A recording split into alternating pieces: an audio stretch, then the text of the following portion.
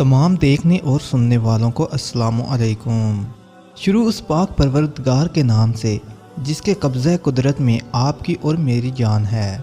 ناظرین کرام، آج کی اس ویڈیو میں ہم اس شخص کا ذکر کرنے جا رہے ہیں جس نے حضرت امام حسین علیہ السلام اور ان کے ساتھیوں کو شہید کیا تھا۔ اس بدبخت کی قبر کہاں ہے اور اس کی قبر کا کیا حال ہے؟ جب یہ دنیا میں موجود تھا تو شریعت کے خلاف کون کون سے کام کرتا تھا؟ اس نے حضرت محمد صلی اللہ علیہ وآلہ وسلم کے پیارے نواسے حضرت امام حسین علیہ السلام کے ساتھ کیا کیا سلوک کیا؟ یہ شخص حضرت امام حسین علیہ السلام کے ساتھ بغض کیوں رکھتا تھا؟ اور وہ کون لوگ تھے جنہوں نے اس غلیظ انسان کا اس کام میں ساتھ دیا تھا؟ اور اس بدبخت انسان کے بیٹے نے تخت پر کیوں تھوکا تھا؟ ناظرین کرام، یزید وہ بدبخت انسان تھا جس کے ماتھے پر اہل بیت کے قتل کا سیاہ دبا ہے۔ ہر زمانے کا شخص اس لائن پر لعنت بھیجتا ہے اور انشاءاللہ قیامت تک اس کا نام حقارت سے لیا جائے گا۔ یہ بدبخت سیاہ دل انسان خاندان کی ذلت کے باعث نہایت ہی موٹا اور بدنما اور کثرت سے شاعری کرنے والا تھا۔ ظالم، بے ادب اور بے اخلاق انسان تھا اور صحابہ اکرام کا خون کرنے والا لعنتی انسان تھا۔ اس لعنتی انسان نے ایسے ایسے کام کیے ہیں جس سے انسانیت بھی شرما جاتی ہے۔ یہ لعنتی انسان 25 ہجری کو دمشق میں پیدا ہوا تھا۔ اس لعنتی نے وہ کام کیے جن کے ساتھ شرعی طور پر نکاح حرام تھا۔ یہ ان کے ساتھ نکاح کا رواج قائم کرنے والا تھا۔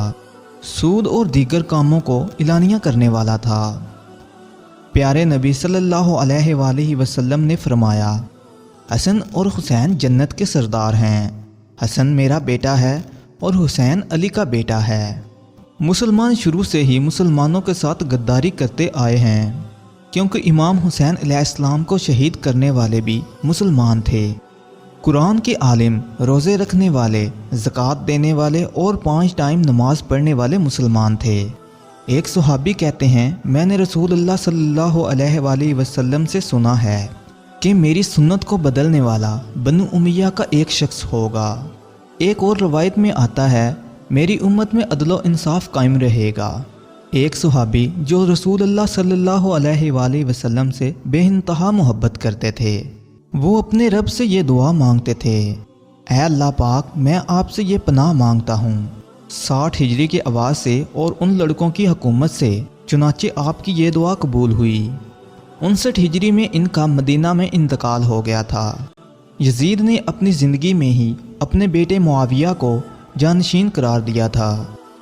یزید کے 12 بیٹے اور 5 بیٹیاں تھیں، لیکن یزید کو اپنے بیٹے معاویہ سے بے حد پیار تھا۔ اس نے اپنے بیٹے معاویہ کی تعلیم و تربیت ایک شہزادے کی طرح کی۔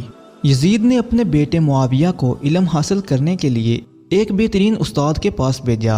معاویہ کا وہ استاد اہل بیت سے بہت زیادہ پیار کرتا تھا۔ استاد نے معاویہ کو اہل بیت کی شان و عظمت بیان کی۔ جب معاویہ تخت پر بیٹھا تو استاد کی محنت رنگ لانے لگی۔ اس نے آتے ہی واقعہ کربلا کی تحقیقات شروع کر دی۔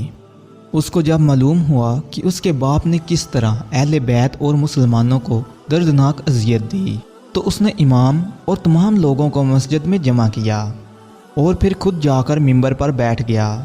اس نے سب سے پہلے اللہ تعالیٰ کی حمد و ثنا بیان کی اور پھر حضرت محمد صلی اللہ علیہ وآلہ وسلم اور ان کی آل پر سلام بھیجا، اور پھر یوں کہنے لگا کہ میرے باپ یزید کو جو حکومت ملی وہ اس کے اہل نہیں تھا۔ اس کے نفس نے اسے برباد کر دیا تھا۔ اس نے اللہ تعالیٰ کی حدوں کو پار کر دیا تھا اور اس نے اہل بیت پر بے شمار ظلم کیے، اور وہ کافی دیر تک بلند آواز میں روتا رہا۔ اس کے بعد وہ لوگوں کے ساتھ ہم کلام ہوا اور کہنے لگا، اے لوگو، میں تمہارے گناہوں کا بوجھ اپنے کندھوں پر نہیں اٹھا سکتا اور نہ ہی تمہاری دوستی کا توق اپنے گلے میں ڈالوں گا۔ میری یہ خواہش ہے کہ میں یہ حکومت زین العابدین کے حوالے کر دوں۔ اب تم جو بہتر سمجھو وہ کرو۔ میں ایسی حکومت پر تھوکتا ہوں جس کے لیے حضرت امام حسین علیہ السلام کو شہید کر دیا گیا۔ اسی خاندان نے حضرت امام حسن علیہ السلام کو زہر دیا۔ اس کے علاوہ وہ حضرت عمر بن عبدالعزیز جو کہ معجزانہ طور پر تخت نشین ہوئے، ان کو بھی زہر دیا گیا۔ علامہ مفتی نعیم الدین یزید کی حضرت امام حسین علیہ السلام کے ساتھ دشمنی کی وجہ لکھتے ہیں کہ یزید ایک گھٹیا اور انتہائی بدکار شخص تھا۔ اس گھٹیا انسان کی موت اتنی دردناک ہوئی کہ کوئی بھی شخص اس لعنتی انسان کی طرف دیکھنا پسند نہیں کرتا تھا۔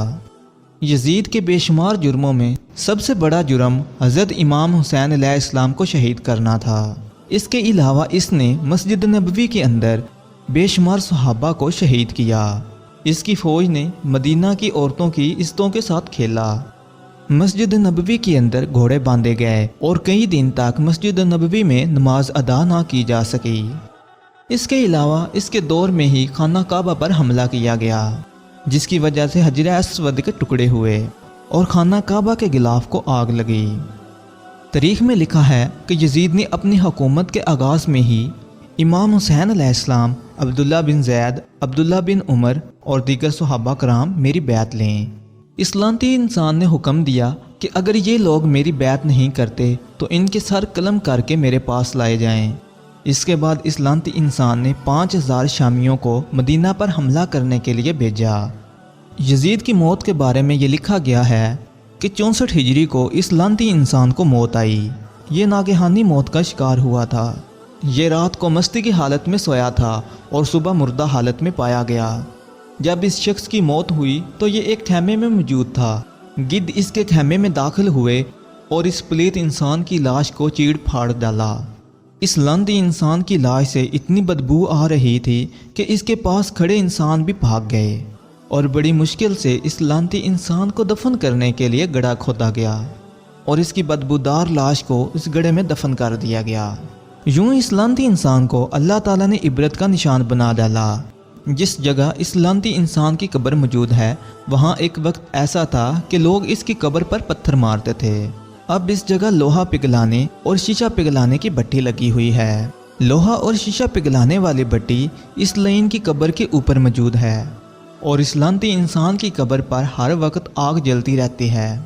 اللہ تعالیٰ کو اپنے نبی صلی اللہ علیہ وآلہ وسلم سے بہت زیادہ پیار تھا اور جن لوگوں نے ان کی اہل بیت کے ساتھ ایسا کیا دونوں جہانوں میں ان کے لیے اللہ تعالیٰ کا عذاب ہے۔